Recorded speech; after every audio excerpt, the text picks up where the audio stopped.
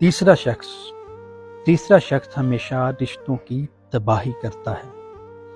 وہ تیسرا شخص آپ کا باپ ہو سکتا ہے، وہ تیسرا شخص آپ کی ماں ہو سکتی ہے، وہ تیسرا شخص آپ کا بھائی ہو سکتا ہے، وہ تیسرا شخص آپ کی بہن ہو سکتی ہے، وہ تیسرا شخص کوئی بھی ہو سکتا ہے۔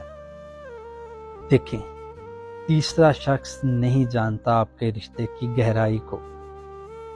تیسرا شخص اپنے حساب سے مشورہ دے گا، تیسرا شخص اپنی عقل کے حساب سے مشورہ دے گا، لیکن آپ کے رشتے کو آپ سے بہتر کوئی نہیں جانتا۔ آپ کے رشتے کے لیے آپ سے بڑھ کر بہتر مشیر کوئی نہیں ہے۔